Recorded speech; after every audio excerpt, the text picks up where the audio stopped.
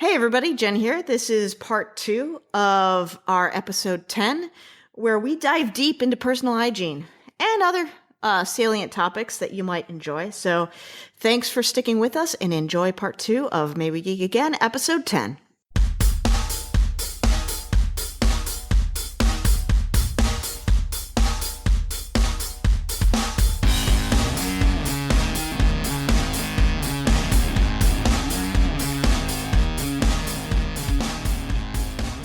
So we're back talking about the 100 and hooker bass. Whore bass? What do you call them? Horse bath? Horse bath, yeah. Yeah. All you need is a handy wipe and get your nibbly bits and armpits with that, and you're good to go. I mean, no. You are not good to go. You have convinced yourself that you are good to go. But you have about a 4-hour window. You have deluded yourself into saying that you're clean, but you're not. Oh my God. What are your thoughts on personal hygiene, Shahin? All right, well, let's move on. Let's talk, Eric. Oh, let's talk about hygiene. No, let's move on. All right, let's talk about character I don't even have a segue.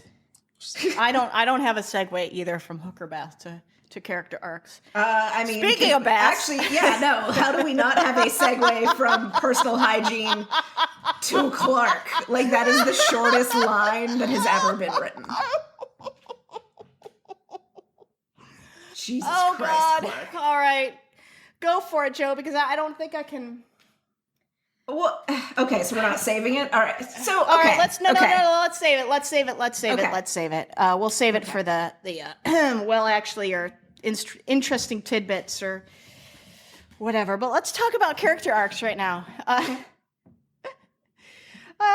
Okay, so all right. So one of the character arcs I really like is Kane becoming sexy, beardy rebel leader Kane / Dad Kane.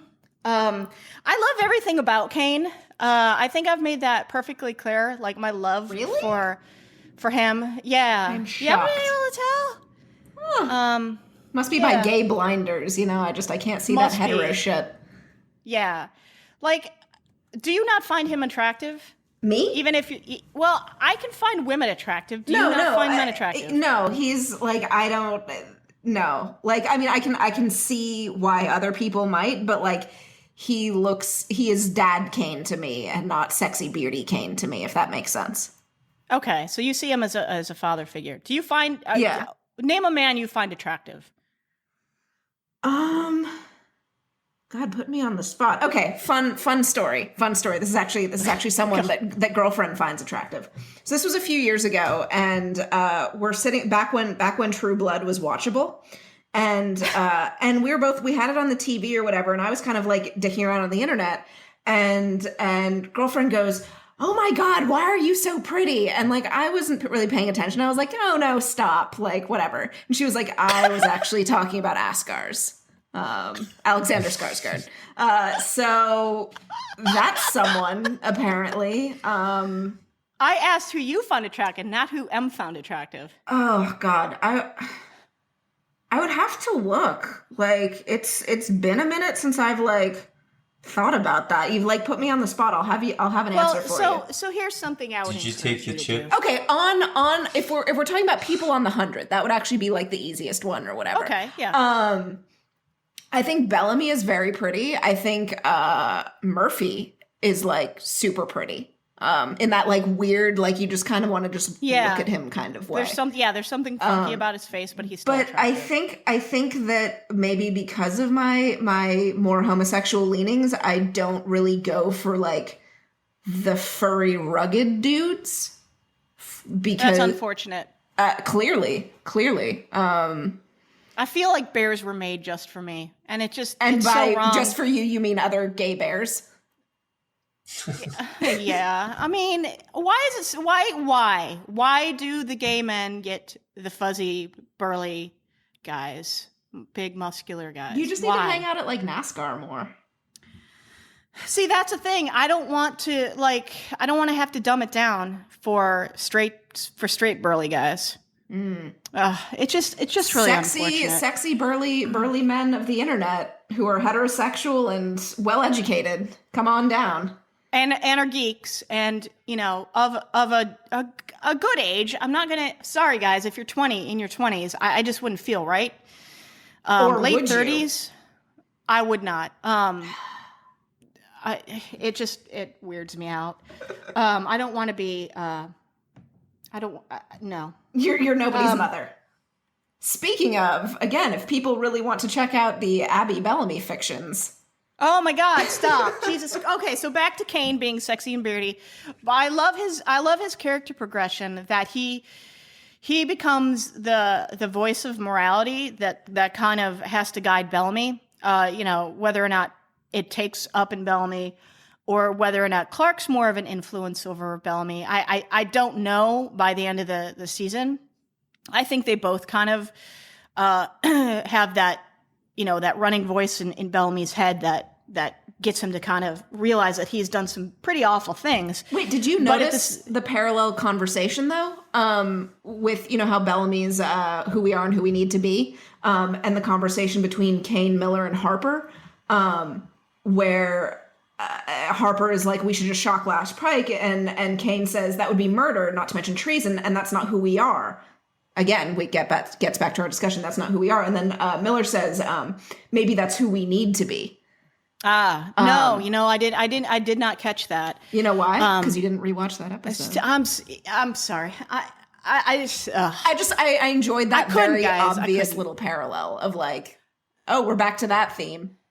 And eventually they do shock Kane. Yeah, eventually it is Kane who does it.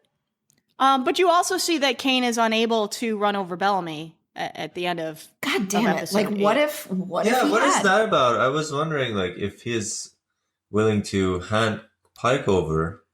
I think to me that's obvious that Kane does actually view Bellamy as a bit of a son, a surrogate son to him. Since when did that start? What? Since when is that the case? Because that wasn't true in season 1. But again, there's 3 months that we haven't seen between the end of season 2 and the beginning of season 3. A lot of stuff happens very quickly on this show, and I assume that they kind of form a little bit of a bond at Arcadia. And I really dig Kane as being like kind of the father figure, but he's also like the guy who leads the revolution against Pike, even though it ends up, I guess, net failure, unfortunately, for Lincoln and for his little cadre of rebellious kids. He doesn't overthrow Pike, and he doesn't save his people by handing Pike over. Until Pike actually puts himself in a very bad position of his own doing in the next batch of episodes. So I love his evolution. Oh my God, that kiss. Guys, I'm not like a super shipper. That's not what this podcast is about. I'm not going to gush for 3 hours about how much I love Kabby, but oh my God, this relationship more than any other relationship on the show feels earned, due to the shared history between the two. I mean, going from shock lashing Abby at the beginning of season 2, and then being, trapped underground with her and spending that moment kind of talking about, we kind of reap what we sow when it comes to the kids and what they're doing, to this. Oh my God. Did you get a little weepy? Moment. I love Kabby. I love, so you just want to watch old people have sex on this show is what you're telling me. Jesus Christ. They're like old people. What are you talking about? They're probably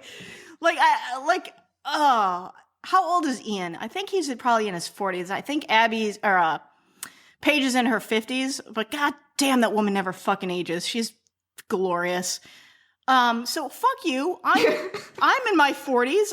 To me, it's not old people, but I just love this relationship in the history of media and shipper wars. Mm-hmm. There aren't many ships that everybody can get on and not and not go into shipper wars over. And Kabby, I think, is one of them. But who else are they, like, who would there be a shipper war about? Like, everyone's like, well, Belle the Abby. 2 old people are going to hook up. Like, who else would it be? Belle Abby, Babby, or whatever the fuck Bulwark and God. Abby is called. Because, like, just pick random male and put her with Abby, because that's how we do. Like Fitzsimmons, the only other ship I can think of. Where everyone is accepting. What are your feelings on Kabby, Shahin? You don't even Shahin's think like, about God, it. can we move on? I don't mind them, but yeah. But you also do not care. Yeah, I guess. Like, do you not think, like, I've noticed that you really don't have much investment in sort of I'll say it, like, the romantic interpersonal relationships on this show. Is it because that feels trite to you, or that, like, that isn't an important development in a show? Is it, like, past shows that have made too much of a big deal about it that has sort of soured you on, like, this sort of stuff? Like, I'm curious. Because, like, sex and relationships is, very fucking human. And so the absence of it would be weird on a show. Or would it? Yeah, I guess I never learned how to advocate one versus the other. I just don't know what that means. Advocate one what versus... Like, I care about when they have sex and when they get together or their romantic relationship with each other, but I don't advocate. I don't know. Okay, so you don't understand shipping wars, basically. Yeah. Yeah. I really don't Or I don't understand it fantasize either. about it. I guess maybe that's what it comes down to. Like, I don't fantasize about it. I appreciate it when I watch it, but then that's it, Well, so shipper wars, I think, comes out of people who do fantasize about it and heavily invest a good portion of their like of something or their fandom of something based on romantic relationships, which I think that's the wrong way to watch a show, because there's more to life than romance and sex. But that's my personal take on it. Look at guess, you, Shahin, a grown adult above it all. La, la, la. Well, no, I mean, I guess I take more of Shahin's stance on this, is that I like the overall package. I acknowledge that romance and sex is an important part of the human existence, but I don't like my Twitter handle isn't like Klutza Forever or Bell Arkad's Life. Like, right? Like, that's like so fucking committal. Jesus. Like, I don't understand that mindset. I don't understand, like, how you, like, form an identity around ships. Like, I'm like, I got bigger things to fucking worry about, like paying my mortgage and feeding my dog and making sure I treat people in my life with some modicum of respect. Not a lot, some modicum. You're very busy. Yeah, it just, I guess... Once you reach a certain age, there's only so much energy you can expend out in the world, and if you spend a lot of your time in dealing with toxicity, which is these shipper wars are like 99% toxicity. It's ridiculous. You just reach a certain age where you're like, that's bullshit. How did I, like, not realize that in my 20s and 30s? Like, that's fucking bullshit. I should spend my energy doing something a little bit more positive and more something that benefits myself and my interior life more than worrying about who rubs their naughty bits up on each other. Although I will say, I want Kabby or Abby and Kane to rub their naughty bits all over each other. Please, 100, don't fuck this up. One of them is so gonna die. Like, so you guys, I don't think this show does romance very well. I don't think it does relationships very well. Huh. I mean, Lincoln and Octavia were sort of there, but I was never really invested in that relationship. No, it was a little weird because he was old as fuck and she was like 16. Yeah, like weird. It's kind of squicky. I think Clarke and Alexa, I was really invested in that relationship, more so because of the power dynamic. And what I mean by that is like two equal people who have the same responsibilities and suffer kind of the same same weight of the world on their shoulders, like getting together, like that to me is an ideal situation. I don't like power dynamics. Yeah, I don't like power dynamics where like one person is the alpha and the other's the beta. I think that that's kind of bullshit. And it reflects too much of our masculine, feminine, heterosexual power dynamics, which I think we need to like fucking burn to the ground because it no longer reflects who we are as individuals anymore. It just reflects a societal bias, but that's just me. But I want them to get Kabby right. I don't know if they will. I mean, here's the thing. Here's the problem with Kabby, right? You love Cain. The moment someone sleeps with a griffin, it's not goodbye. Like, choose one. You get Kabby for a minute, or you get Cain to live. That is your choice. Joe, why do you have to do this to me? Talk to the fucking writers. I don't know. This is Sophie's choice. It really Joe, is. Sophie's choice. All right, let's move on. Joe, what are some of your character arcs and evolution? I think I don't know. I guess we'll go with either Murphy kind of figuring everything out, because I really do like Murphy, or Clarke as Wanheda, and her sort of in a weird way embracing being the commander of death when she says that Emerson is going to live, and she's like, you're going to live, may you live until, the end of whatever, may you live forever. May you live forever. May you live forever. Mic drop. And yet, when she wants the one life that she wants to be able to control, the one life, the one death she wants to be able to have power over, she has none. Mm-hmm. I enjoyed that sort of like juxtaposition. Otherwise, I mean, we can talk about the Bellamy arc, but like, fuck. Yeah, what do you guys think that like they're gonna do anything with the concept of Wanheda next season? Do you think it's just gonna be like a season 3 thing, like and the they're City just of gonna? Light? Yeah, I mean, are they just gonna drop it? Because I think it wasn't always fully explored what it meant to the Grounders. Like, does she have any cachet with the Grounders now with Alexa dead and there are no commander whatsoever? Like, do they like respect her at all? Do they fear her? Or is it just like, Wanheda, that was a season 3 thing. Let's move on to other things. It's like grieving. The thing is though, guys, they never drop anything, right? They always kind of like, unless you're Wick. It kind of always comes back, but it's a question of in what capacity is it going to come back. I kind of suspect that it's going to be sidelined.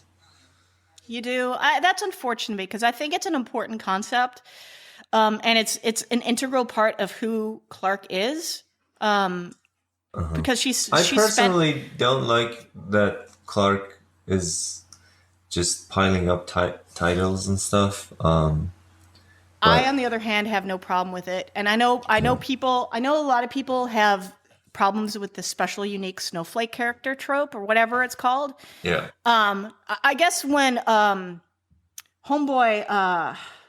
Atreides became Muad'Dib, they don't have any fucking issue with a white male becoming super powerful. But when it's a woman, never mind. I'm making a reference to Dune, guys. Muad'Dib. Frank Herbert's masterpiece. Yeah, I didn't. No. I'm aware. You've never read Dune? No. You've never seen Dune? Nope. Oh my god. Oh. Have you? Call yourself a nerd. No. Call yourself a nerd. I never called myself a nerd. Are you talking about the video game? Oh my god. Doom? No, Dune, the sci-fi masterpiece by Frank Herbert. Like a sand dune. Oh no. Oh my god. I have played Doom though. Doom. As you were talking about, Shahin. Listeners, I apologize for my co-hosts. They know not of what they speak. Oh, I wish you could just stop this now and I make you guys watch the 1980s movie. And then we come with, back. Kyle MacLachlan. Is it Kyle MacLachlan? Is that his name? Dude from Twin Peaks? I'm bad with names. My God. What about Guys. you, Shahin, character arcs? I'm not dealing with this Dune crap. I'm just gonna. They don't do one. No. So this might be a good time for me to say the thing that I wanted to say about Lexa's death. Okay. I regarding the idea that she was killed by a stray bullet. I think that I mean, some people have a problem with that, because they say that she should have died a hero. Well, I don't necessarily demand that, because that's also kind of cliche. So, but even if you think about it in those terms, like she didn't have a meaningless death, because the bullet, even though in this particular moment it was a stray bullet, this was a direct consequence of what she had been fighting for the whole time. She died because she was trying to get past blood must have blood. That's what put this whole chain of reactions into motion that led to her death. And it was in the hands of her own mentor, who she was disobeying, whose teachings she was disobeying. So this was actually a very classic, tragic death. It wasn't some, random, meaningless death at all. But so here's my question then. Like, you said she disobeyed her mentor. Mm-hmm. But can you disobey someone who doesn't technically have power over you? Like, she is Hedda. Like, he should fall in line. Yeah, so they have a very interesting relationship, because he is supposed to be her mentor, so he's supposed to be the guide, the moral guide, or something. And but she is the one who ultimately calls the shots. So it's an interesting setup. The one thing that he was like, this is going to happen, and he's the one that ended up doing it, presumably, obviously by accident, but... Right, so, he was consumed by the thought of trying to save Lexa. He was doing this to save Lexa. And that's what led to Lexa's death. And he was trying to save Lexa from what? He was trying to save her from her pacifism. And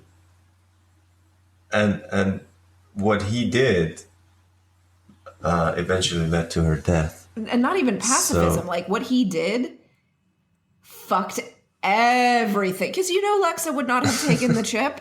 Like, and then when Titus slits his own throat, like, later on, you're like, you don't even have to, like, sit and feel bad that you, like, killed Lexa. Like, that's a whole separate issue with Titus. But, like, he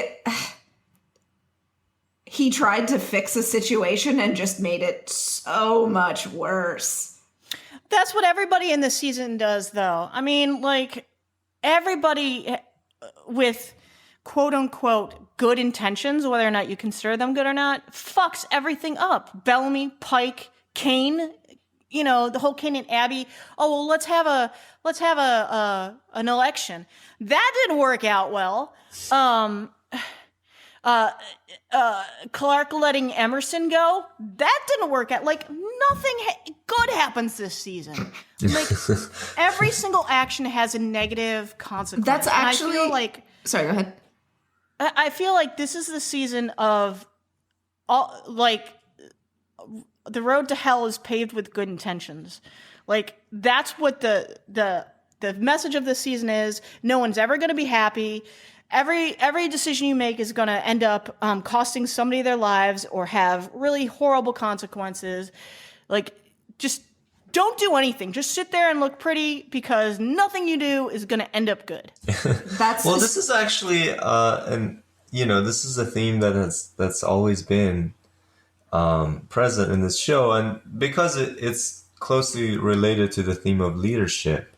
because when you look at a person like Pike, and when Kane says, Kane says to him, "You've become a dictator." You realize that. Um, that's something that happens in the real world too. When people, I mean, all these people in the world, all these leaders that we think are horrible people, and they're responsible for the deaths of a lot of people. When they took over, they were rebels. They were people who meant well. They either freed their country from colonialism, or they were, someone like Mao. I don't think like that he wanted all those people to starve. He thought he was doing something good. But somehow when they have to deal with these decisions over and over again, they kind of drift to a point where they don't realize how far they've gone. Because every decision that they make kind of takes them one step further, and they don't realize how far they're gone now. So, this whole idea of the road. What was the saying again? The road to hell is paved. The road to hell is paved with good intentions. Yeah. So that's something that inevitably comes up when you talk about leadership. I mean, when you think about but you can debate like Zimbabwe, the goodness of some good intentions. Like, I don't think that Pike killing 300 grounders was a well-intentioned thing. I think it was an evil act inherently, because there was no provocation in his action. So there's a degree of good. Usually good intentions does not mean doing something that is morally reprehensible like that. Do you think it's worse than letting the bomb drop on Ton DC? I think yes, because it was. I think it was worse because you're killing innocents for no reason. I know what Pike's reasoning was. I know what Bellamy's reasoning was. Too. But no, I mean, Ton DC, the whole crux of that decision was that if they evacuated Ton DC, Bellamy would have been found out. Bellamy would have died. We talked about how how flawed that reasoning is. Yeah, but again, within the context of the show, if you're just looking at the context of the show and the reasoning that they use, then yeah, killing 300 grounders just because they might attack. Yeah, they might attack. So I think there has to be provocation. There has to be a good reason to murder people in their sleep. And I don't know if there ever is a good reason to murder people in their sleep. I mean, maybe we could have a thought exercise of that type of thing. Ask the fucking Trojans, Okay. So I mean, let's see. So I think that like what you're talking about, Shahin, as far as leadership and the road to hell is paved with good intentions. Because I'm such such a smart and well-read person. I made I actually made a literary parallel between what was going on in Hakeldama and William Butler Yeats' very famous poem, The Second Coming. And I think it's very apt as far as like how things kind of get out of people's control. Like one of the things is one of the lines is the blood-dimmed tide is loosed, and everywhere the ceremony of innocence is drowned. The best lack all conviction, while the worst are full of passionate intensity. And I think that the best lack all conviction, while the worst are full of passionate intensity. Like, to me, that's Bellamy and Pike. Like, Bellamy's lost. He's looking for something to latch onto, and he's latched onto the wrong thing. So he's lost his conviction. And Pike is full of his passionate intensity. And you see it. I mean, when he comes back from killing all those people in his little, this is our land now, his little rousing speech in Arcadia, it's like, in times where people are pushed to their limits and in times of war, who you are can become really upended and skewed. And I think maybe it could happen worse to leaders. And I think the pressure of leadership can drive people to make some really horrible decisions. And mere anarchy is loosed upon the world. I mean, yeah, pretty much. I mean, nothing good happens in Hakeldama or this whole season. And the thing about the Second Coming that is great, and it kind of parallels Hakeldama, the way things go down. Like, the end of the poem ends with, and what rough beast, it's our come around at last, slouches towards Bethlehem to be born. That's Allie. That's fucking Allie. She's the rough beast who's kind of lying in wait to prey upon the people of Arcadia. I'm like, I'm brilliant. This poem, it parallels what's going on in Hakeldama, so let me write about it. I'm so fucking brilliant. But yes, I just wanted to make mention of that. If folks haven't read the poem, it's a short poem. It's fucking great. And yeah, Allie is the Second Coming. Not a good one, though. No. Not a good one. But I love speaking that. of you were saying that this act is just a horrible act, right? And there's no. It seems to me that a lot of what Pike decides to do, the way that it's shot and the music and the dramatic tension that they build makes it look like this horrible thing. But other leaders are making the same kinds of decisions, it seems. It's just that, or maybe it's a difference of what characters we spend time with, or, when, for example, he decides to execute someone. I mean, Cain used to execute people left and right. And I know the situations were different and all of that. But I mean, you have to take provocation and reasoning into consideration. Otherwise, you're just drawing a parallel between horrible act and horrible act with no context. Well, I mean, the contexts are kind of similar. It's just there is limited resources, and there is serious threat of survival, and I need to hold things tight. So you can't just be running around breaking laws. That's the mentality. It's like I was elected the chancellor, and so if you go around stealing stuff, that was the mentality on the Ark, right? Like, we don't have enough resources for you to be stealing stuff or killing people, or you do that kind of thing, we would just float you out because we already have enough problem, right? So, I mean, it's the same kind of mentality. It's just,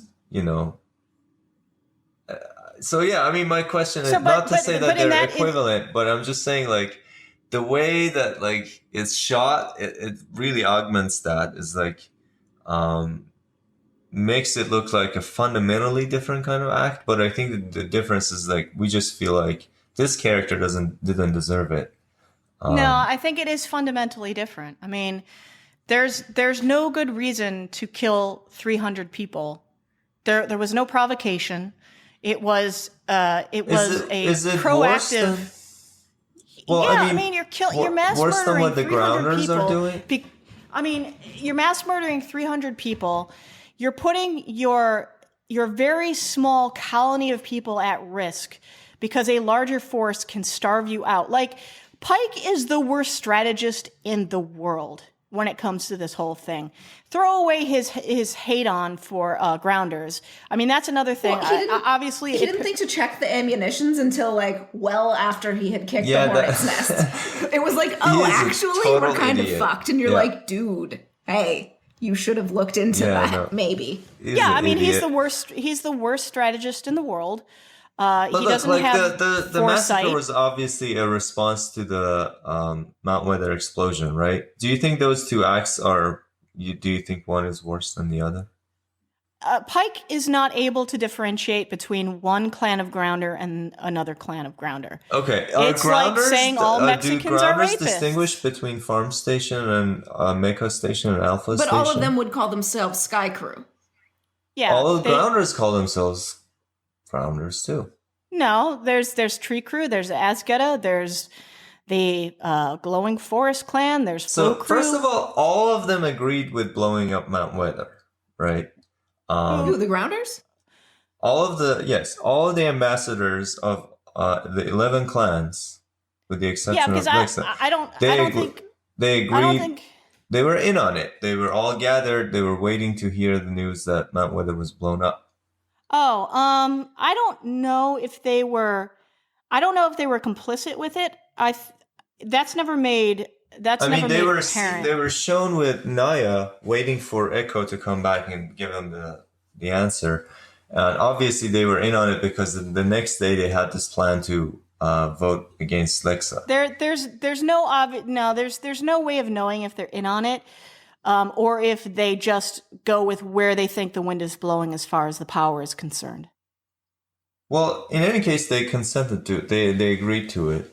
No, there's again, the timing of it is not apparent. So Azgeda blows up Mount Weather, and maybe there's somebody within the other clans is like, you know what, I think Azgeda has a good point here. We might want to think about switching sides. Well, the other like ones are agreeable.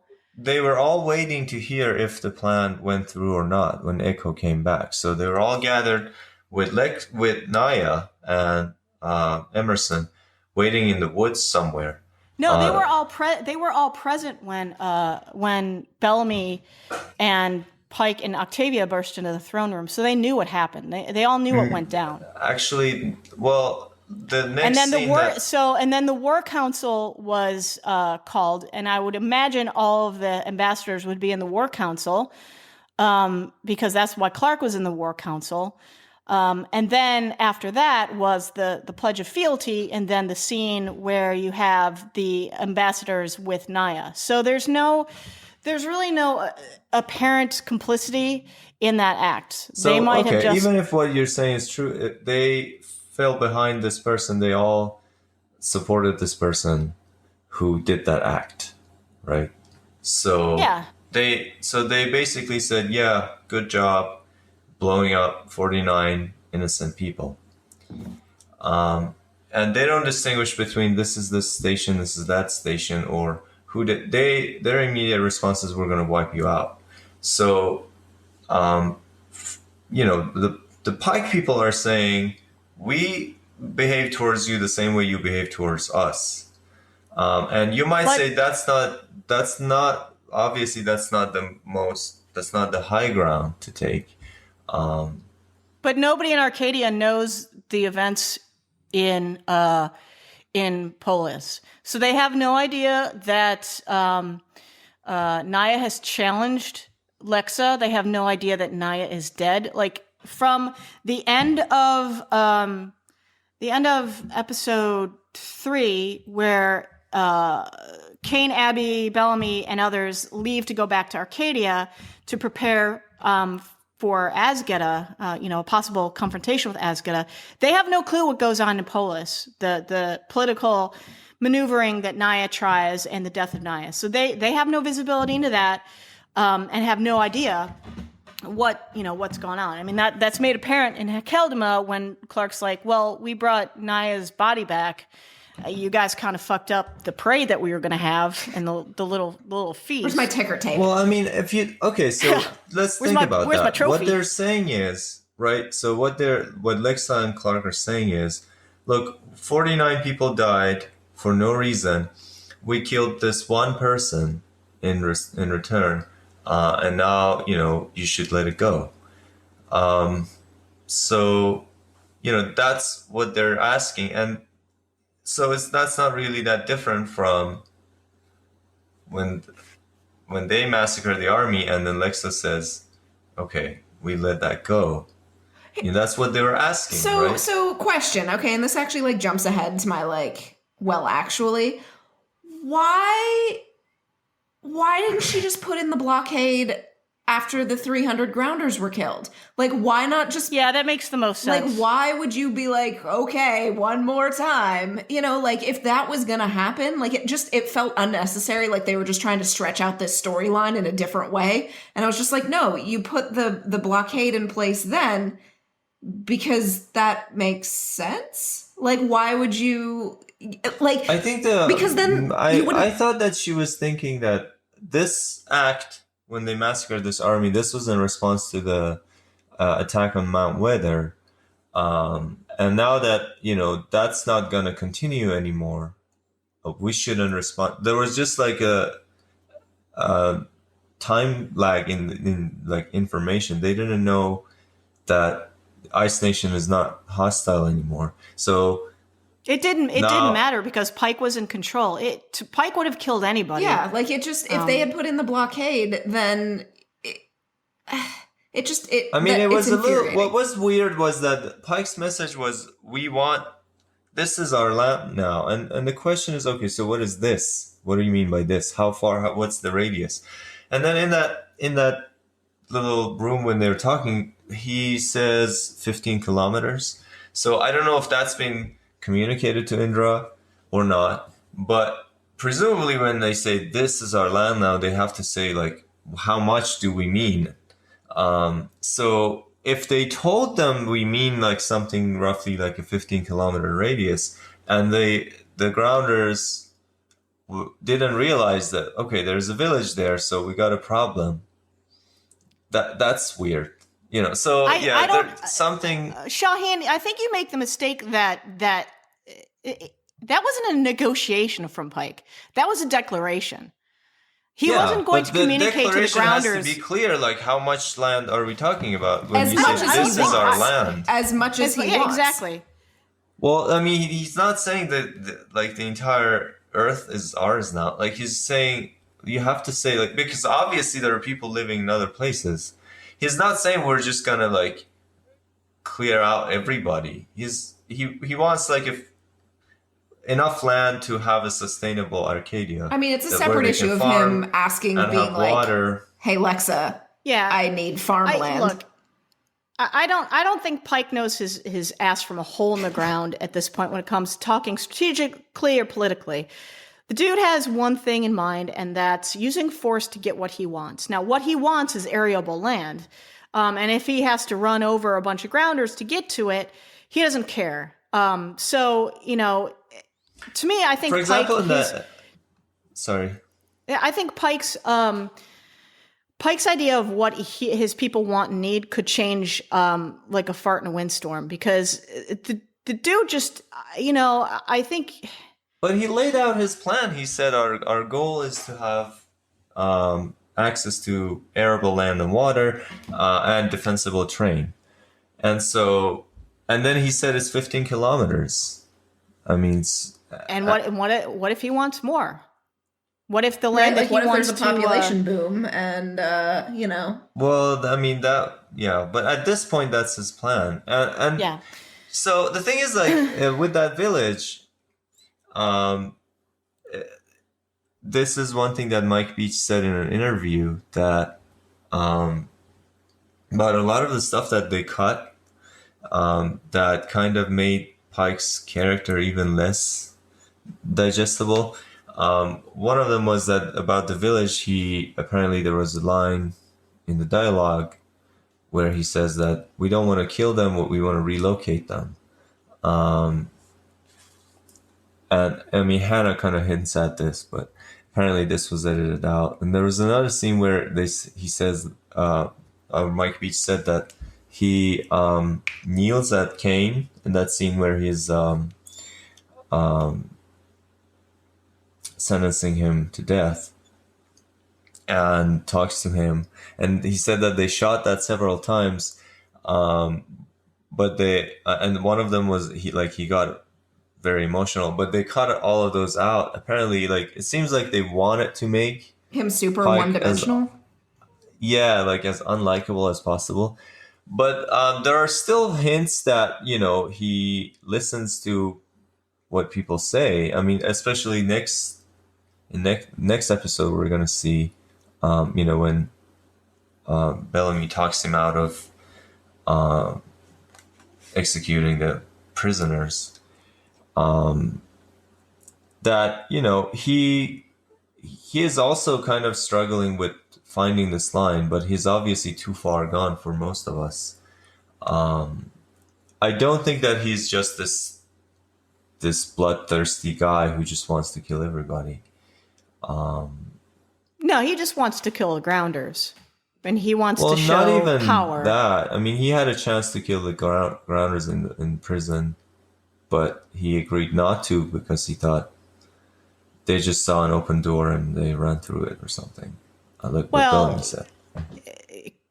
I think killing prisoners is like a shade farther than anyone would want to go. I mean, I think that's like in the Geneva Conventions or something. You just don't kill prisoners of war, people who you have jailed, because that's just, that's especially egregious. They're already confined. You don't need to murder them. So let's move on from this conversation. Let's see. I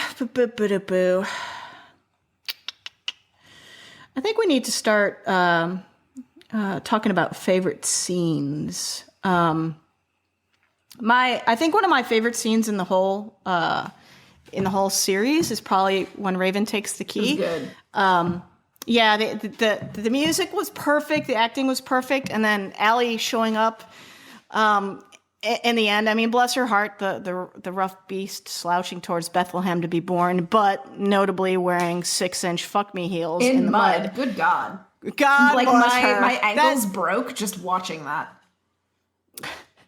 That scene is so poignant because obviously we're very familiar with Raven's pain that stems not only from her paralyzed leg but also getting blown up in Mount Weather twice. Do we know how many times that Lindsay Morgan watched Forrest Gump, like walking and then running and losing his braces, like to get it down, like just right?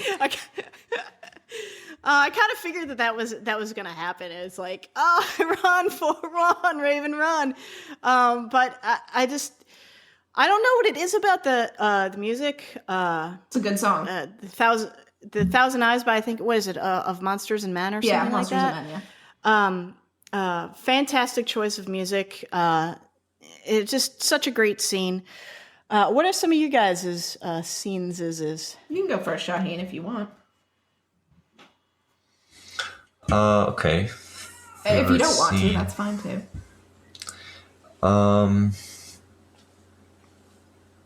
Okay, so we talked about that. I like Jaha's return when he comes back to Arcadia. And they kill his grounder friend. That scene has so many layers. Hands up, don't shoot. Right. First of all, there's the whole like how this person got shot. And then he's like, he was going for my gun. And it's like, nah, not really. He wasn't. Grounders don't touch guns, so...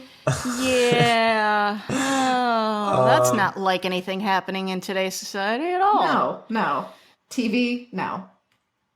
And then Jaha's response is very interesting. And like, this is also so apt when you think about what the message that Jaha has brought, because Jaha's like, his message is like, we stop fighting. Like, you take this key and you stop fighting with each other for no reason. And like, this happens right, like first as he arrives, the first thing that happens, someone gets killed just because they're a grounder. And and that's something that does happen, by the way. After they take the key, they don't fight with each other anymore. But anyway, so it's really cool. And then Abby comes, and she's the way she looks at Jaha is just she's just like completely confused, and she doesn't know what to say. It's just great. And Jaha has this creepy smile. What is with his fucking goatee this season? Like, I can't. That scene is awesome. That little thing, I don't even know if you can call that a goatee. It's just like this little... It's like a soul patch of patch, fur. like run amok. Here's the thing, though: 2 out of 2 goatee sporters on this show, bad dudes. Goatee is not the one. It's the darkest timeline. Wait. And who then else Abby's has a like, goatee? "I'm sorry," and he's Pike. like, "Don't be." Oh, Pike. Yeah, that's right. Sorry. All right. Yeah. So, I mean, I guess like one obvious choice for a favorite scene would be the Clarke and Bellamy scene, but I'm gonna be the gay. I'm gonna say the, I guess, pre-sex scene, I guess, in 307. Basically, like, the one with the amazing lighting and, like, Eliza and ADC, like, just selling the shit out of it. That was, it was a good scene. It was a good scene. They talked. They both lied to each other. They wanted to believe that lie. And, I thought it was good. But, I'm surprised, like, what? with Lex's line of, "That's why you're you," or whatever it was. I'm surprised she didn't do finger guns. Like a cheesy smile. Pew pew! That's why you're you. Oh my god, like, yeah, if Lex had a sense of humor. Yeah, that's why you're you, buddy. Champ, punch her in the arm and go, "Smell you later," and then, like, walk out. See you later, alligator. Oh god, that's big. Yeah. Not if I see you first. Yeah, that was a pretty good scene. ADC did a really good job of losing her shit. But I also feel like people don't give Eliza Taylor, like, enough credit for, because I know that, like, ADC is just, she's like the queen of, like, micro expressions, but I feel like in that scene, like, Clarke kind of really, like, held her own, I guess. Yeah, I don't know. It was a good scene. But if we're talking about, like, dialogue scenes, like Clarke and Bellamy, their confrontation, or Raven and Jasper about the first kiss, and the, like, Raven starting to fight Allie's control. I think that those were, like, I feel like all. How did you guys read that scene? The Raven and Jasper scene. Originally, I read it as Jasper's asking these questions to suss out if the chip is making her forget things. And then I thought, well, maybe he's just asking questions to see what it'll kind solve of his problems? pain. Yeah, it'll take away. So I'm not certain if he's being super smart and cunning there, or if he's just asking questions just to ask questions. It seemed like he was clearly gearing towards bad memories of dead people. So he had that experience with Jaha not remembering Wells' name. Mm-hmm. So it seemed like, because he just made this comment about how grounders are outside. So that's kind of like when Finn died. And then he was like, "Remember that?" So remember that, finger gun? Yeah. So yeah, I think he was clearly trying to test the memory thing. I wonder. And his question, he said what his though. question was, which is like, do you only remember the bad stuff, or do you also forget? Do you only forget the bad stuff, or do you forget all of it? Yeah. So I think he. I think in that moment, like when he got the answers from Raven, he might have realized that it wasn't worth it if he was going to forget Maya. I don't know, because eventually he does take the chip, because he realizes that nothing good ever happens on Earth. Sky Crew is the worst. The Grounders are the worst. Everything's bad. Why don't we eat some worms? Let's see some other scenes. Can we appreciate the scene where the world ends? It was good. Oh, that was fucking awesome. Yeah. That was awesome. Like, I got chills. And that guy who like we never knew before, somehow we cared so much about him in that scene. it was surprising because I usually his- sort of his hate daughter. Chris? the trite, oh, let's bring in someone's kid to like give them emotional weight and like, I you know, know, right? and then you're like, no, Usually like doesn't work. he was talking to his little girl and she was telling him about her bike Oh. ride, and then the line goes dead. I think that's what it was. You mean the Yeah. captain? Yeah, the captain. Like, and then the line just went dead. And you're like, fuck, Pete. Like, and they're Yeah. watching everyone die. Yeah, no, that dude brought a lot of gravitas to that role. Who is he? He's Yeah. super familiar.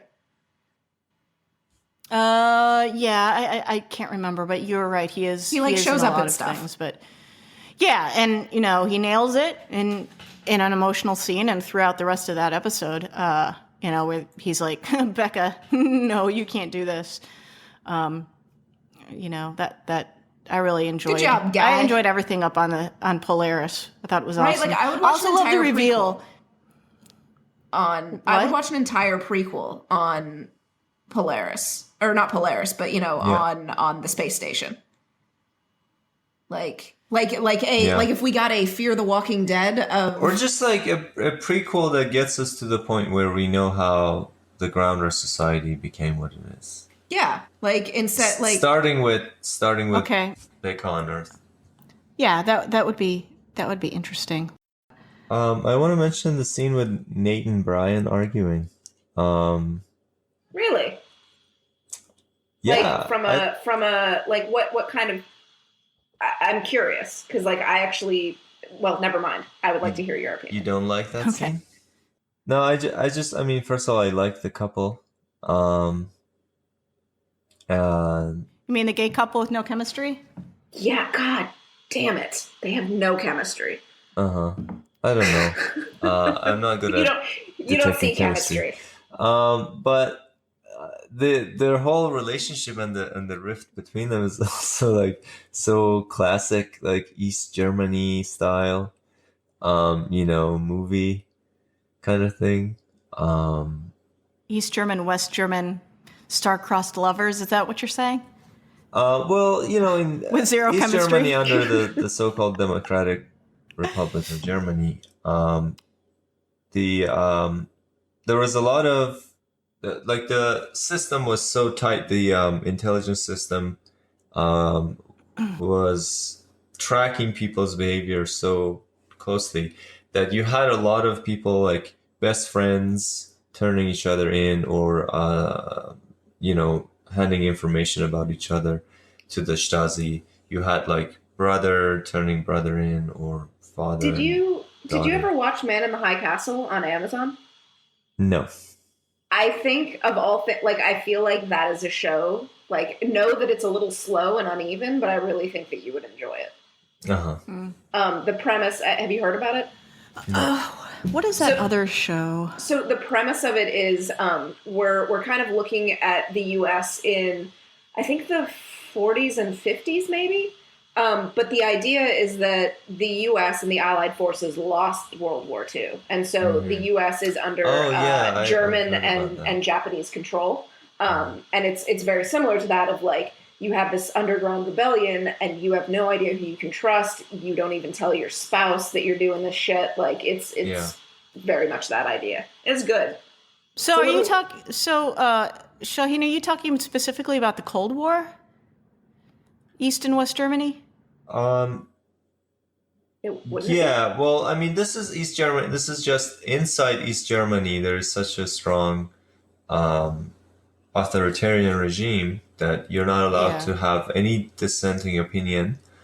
Even people who were who identified as communist or Marxist or socialist, but they had a slightly different brand of it, they would be, harassed, and they would be disciplined. And so there were a lot of people who were arrested, and they didn't know who turned them in. And then afterwards, when the regime, finally collapsed and Germany was reunited, these documents were made available to the public, and a lot of these people found out when they looked at their files that the person who turned them in was their best friend, or someone in their family member or family, something like that. Yeah. or a neighbor that they trusted. There's actually a really good recent TV show called Deutschland '83. I believe it was either on International or Independent Film Channel or Sundance or whatever, that deals directly with East and West Germany, and like an East German agent crosses over into West Germany to provide intelligence back to East Germany, and specifically goes into how close we were to nuclear disaster during that time, because they thought we were going to launch nukes on Russia and East Germany, and they were going to proactively launch them first. But it's a really, really good show, really interesting show. Great use of period music. So I encourage folks to watch Deutschland '83. I think it's coming back for a second season. I don't know. There's too much TV to watch. There's way too much TV.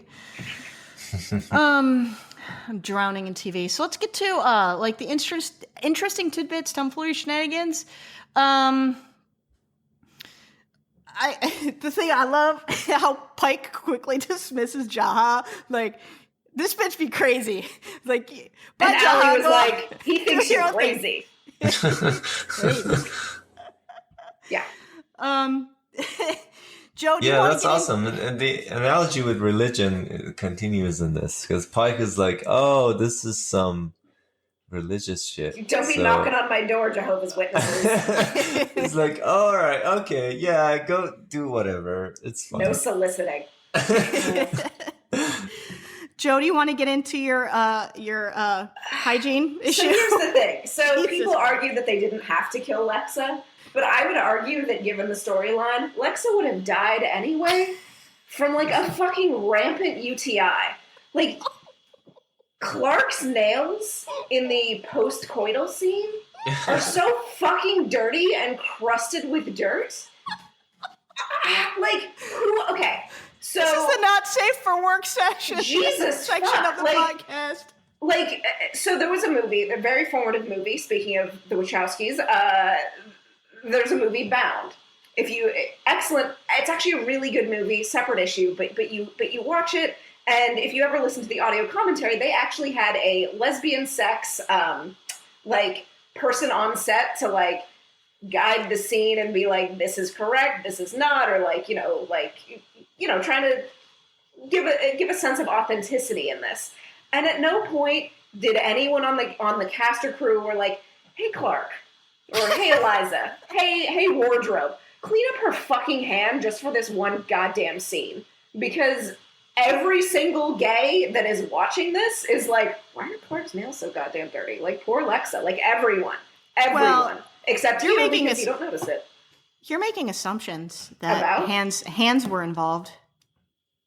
I mean, okay, fair, I guess. I would say to that, even if they weren't, don't you want somebody's hands to not be caked in, like, God only knows what, like, during any kind of intimacy? Like, whether or not it goes below the belt?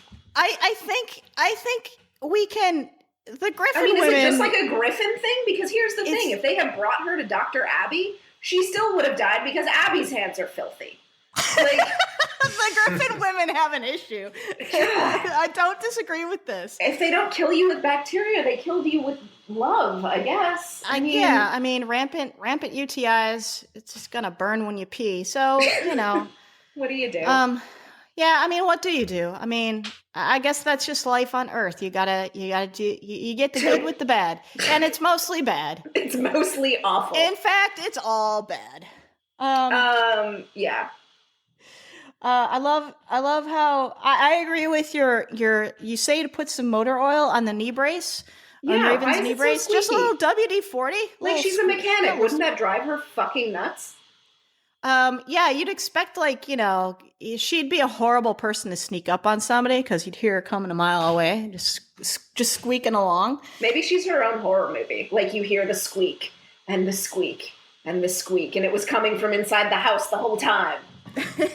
I'm terrible at scary stories. Obviously, I skipped over. You jump right to the punchline. I don't waste any time. Yeah. What do you got, Shahin? So here's a theory. Okay. Or I don't know if it's a theory, but it's a possibility that I want to raise. So we know that everyone thought that the world ended because the countries started somehow like got into a fight, and there was some politics going on, and so there was a war. And then we're told that no, that's not actually what happened. Ali was the one who launched the nukes. But then when you watch episode 7 carefully, what happens is last thing we know is Ali hacked into Stratcom in Omaha, Nebraska. This is a military base in Omaha, Nebraska, where they also have some information about satellites and nuclear launch codes. So, but then the first report is that 25 intercontinental ballistic missiles are launched from China. So how did Ali launch missiles from China? By hacking into an American base in Omaha, Nebraska. So is it possible that the writers are still hiding something? That something else happened in between? Maybe the Chinese were going to attack anyway, or something. No, she hacked into multiple places. Yeah, that's my assumption. I don't think the writers are playing any sort of game of. I don't think they're engaging in any tomfoolery there. I think she used the internet to hack into whatever she needed to launch missiles to destroy the world, to make it to make life better. Yeah. All right. I think. Let's see, but I think our well actuallys are kind of. They're not very entertaining. Well, no, wait. I got one. I have a question. All right. Yeah, we talked about this, but I want to pose this to everyone else. And so we were watching 308, and girlfriend pointed out, I would never notice such a thing, that there was a fucking lit chandelier in the mechanics bay in the garage. Like, you can see it in the background of the scene where Kane, after Sinclair gets taken, it's dead center in the episode. Okay, so they got to it before Mount Weather exploded. But when? At what point were they don't go in there and take and use medical equipment? But hey, you know what? Grab that chandelier. They were making supply runs to Mount Weather the whole time. In episode 1, we saw they got all kinds of supplies. That's where Gina got the Iliad from. They got a piano. Maybe they just want pretty things. God damn it. Joe, why can't we have pretty things? I also feel like we actually saw the chandelier in episode 1. Yeah, wasn't it in the scene where wasn't it in the piano scene? That's fine, but that's what why? Because it's pretty. I don't know. Also, where was Abby in 308? Where was she that entire goddamn episode? Wait a minute. She was playing hard to get. Because she kissed. The entire coup plan with Kane. Where was Abby? I know that scheduling and stuff, it was probably a contracts thing that Paige wasn't in that episode because that's how contracts work with actors. They are not in every episode, but it was really weird to have an entire Arcadia episode and Abby is not in it. Wait a minute. She wasn't in 308? No. When did she kiss Kane? How did you not realize that, Jim? She kissed Kane in 306? No, she kissed him on the cheek. When was the full-on mouth kiss? Not 308. She was not in the episode at all. It must be 309 or 310. Whenever Lincoln gets shot. Lincoln gets shot at the end of 308. No. What the fuck? That's 309. Oh my god, I'm sorry guys. I thought all right.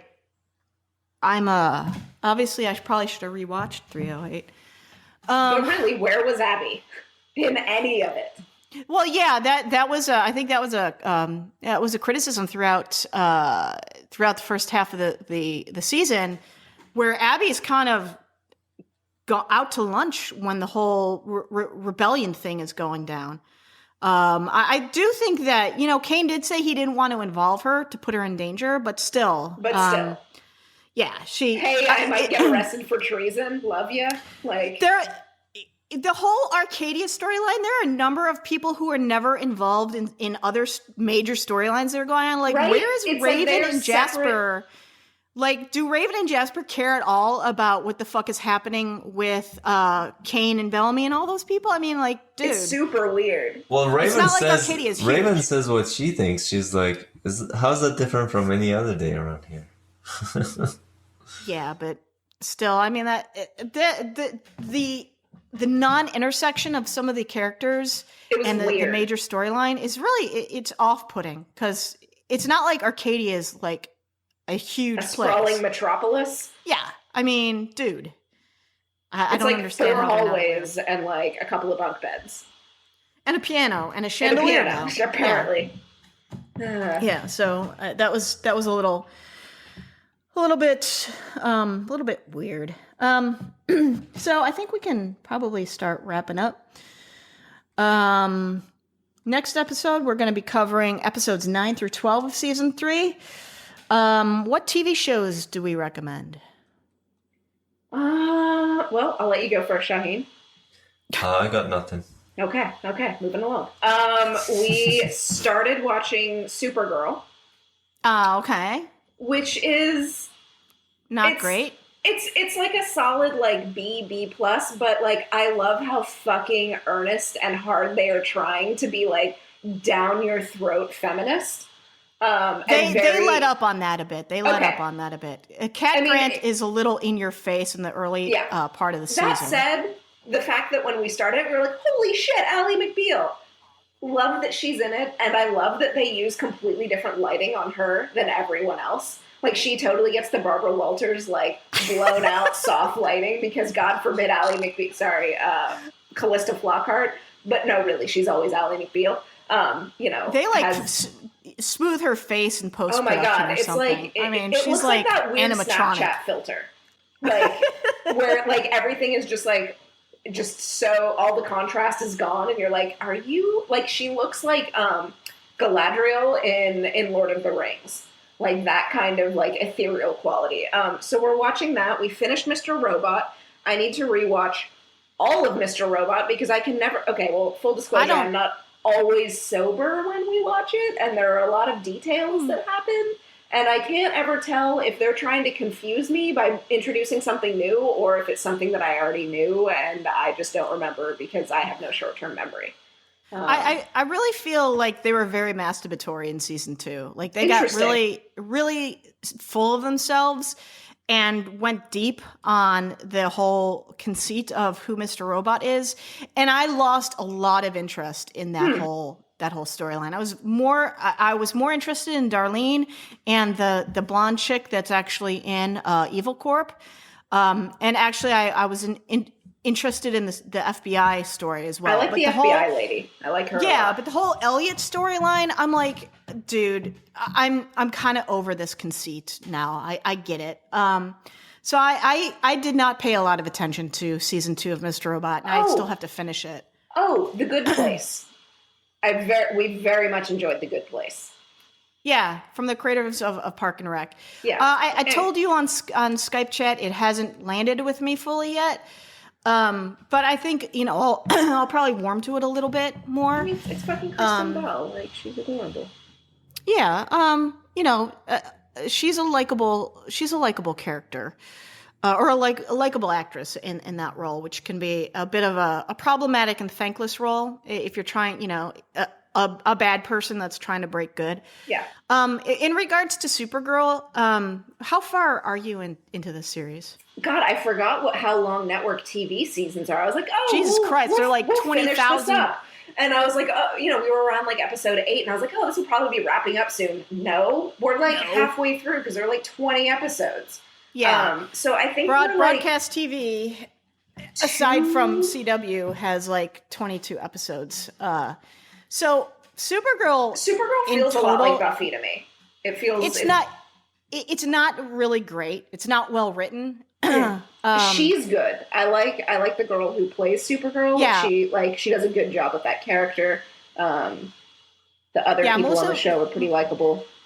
Melissa Benoist is really good as Supergirl. I think she carries the show with her performance and her earnestness. But the writing in general is not great. What is great about it is, of course, her performance. And then there are some standout episodes, like the Red Kryptonite episode. I don't know if you've gotten to that one yet. I don't think so. It's great. And then the Flash crossover episode is great because the two of them together are happy superheroes. And they generally enjoy being superpowered people. And it's just, their chemistry is really, really great. And if they just did a world's best or world's finest show with those two, I'd be all up in that. Well, so my question is, or my hope is that when it moves to the CW, we'll get a little bit less of like the bland network TV aspect of the show, and that it might get a little bit more peculiar or interesting in some way. I think every superhero show always struggles with the big bad. Because they tend to be one-dimensional. So I hope the CW does something a little bit more interesting with the big bad because, my God, the Legends of Tomorrow's big bad, Vandal Savage, was the worst acted and the worst written performance I've seen on TV in like the last 10 years. Like that performance tanked that show for me. Did not watch it. Oh, this is the part where I irritate the shit out of you and tell you that the reason that I was watching Supergirl was it showed up in my feed as like retweets and stuff from Lane. So I was like, well, I guess I'll give this a shot. Lane. Oh, call me a bad ally, probably. Fall TV is in full swing now. There's too much TV. It's too much. Watch. It's too much. So with everything out there's to watch. I spent my time watching Quantico on Netflix. Not really. It's kind of brain dead, pretty crap, which is great for playing in the background. I of course will watch season 2. Everyone in that show is half naked most of the time and very pretty. So I guess it's worth a watch in that respect. There's a show called This Is Us, I think, on NBC. That is the replacement for Parenthood in the show that tries to get you to cry every single episode. So congratulations with your emotional manipulation. This Is Us. I cried the first episode. But there's a ton of shit that started this week. I will not be watching anything new on CBS, either the comedies or the dramas, because CBS can suck it. I don't watch anything on that channel except for Elementary and football. On Amazon, I thought Elementary was on NBC. Nope. It's on CBS. It's like their one good procedural. The one decent show that they have. Yes, the one decent show that I'm deigned to watch. And then last night I binged One Mississippi on Amazon.com. And you know how like comedies nowadays are not like actually funny anymore? They're more painful and poignant. So One Mississippi is in the mold of more meaningful than humorous, and I cried like a bitch every episode. Okay. It's deep stuff. So I really enjoyed it, and I highly recommend it. And the show that started Friday on Sci-Fi, Van Helsing, had an interesting start. I think I'm going to give it a whirl. It's a post-vampire apocalypse. God damn it! Show. And post-vampire. Yeah, post-apocalyptic Post vampire. Like, vampire apocalypse or post apocalyptic vampire? so, like, I don't no understand. Rostos. Okay, so I don't really understand it completely. Like, a volcano in Yellowstone erupted, like, big, huge, and it covered the earth, and I don't know, and vampires rose. I don't get it. So there's like smart vampires, like the ones in the Twilight? what's that one movie series? No, not Twilight. Fuck that shit. What's the movie series with that chick? The vampires and the werewolf movies. Oh, whatever. Twilight. Underworld. Underworld. So they've got the smart vampires, and then they've got like mindless zombie-like vampires, like the new vampires. So I don't understand like what the difference is. And shows. Can we stop with having vampires hiss to indicate that they're vampires? Like, dude, we get it. They growl, they hiss. Like, find a new thing. But Van Helsing is Vanessa Helsing, and apparently, like, her blood can cure vampires, and she is part vampire herself. I don't know. I kind of then want a crossover with Winona Earp. Like, I feel like the way you're premising this, I'm like, oh no, those two should hang out probably. Yeah, except Van Helsing doesn't seem to have any humor in it, which is my one red flag. It feels a little bit visually like 12 Monkeys. It has a good aesthetic, so I'm not. What network? Sci-Fi. Okay. So that does make me want to try it because Sci-Fi has been doing me solids lately. Yeah, they've been doing us solids. So it looks good. It doesn't look cheap. The vampires feel kind of stupid and cheap because nobody does vampires. What's their vamp makeup like? Are we talking like bumpy foreheads like Buffy? Or are we talking like fangs that shoot out like erections on True Blood? Like what are we? just like kind of veiny, pale veiny. I can't remember the fangs. Like but with the Vampire? they look a little sickly. To be honest, like they could do with a sandwich or two. So that's good. Like I said, red flag is no indication that there's any humor involved. And then the one thing that I have the biggest lady boner for, and I'm touching myself inappropriately about, in 1 week, Westworld is on HBO. Oh my God, everyone is raving about it who's seen it. All the critics are just like, this is the new big thing. So, oh my God. I wonder if all the Game of Thrones people are like, hey, we've got another season. Who cares? Westworld is the new we won't see a new season of Game of Thrones until summer of next year. So these violent delights have violent ends, and I am so fucking all in on Westworld. I mean, yeah, sci-fi western, obvi. Like, Firefly. Androids rebelling, going wrong. So dude. Shocking, but right, like at this point, like we really should just Sir Anthony Hopkins. Enough said. Right, like how do they call him up? They're like, hey Tony, hey, listen, hey. How would you Have you seen his movie choices in the last 10 years? Like, he's just cashing a check and showing up to laugh. He's getting a check, but no, I mean, every critic I respect is just like, we've seen the first 4 episodes. This is the next big thing on TV. So I cannot wait. It's next Sunday, right? Next Sunday, October 2nd. So guys, re-up your HBO, because I know you can't. Or ask someone else's, ask for your parents' password, whatever it takes. I mean, no, don't do that. How dare you advocate such a thing? We only legally obtained That's legal. things here. So thanks everybody for listening. And join us next time. May we geek again. Wait, what are we gonna watch?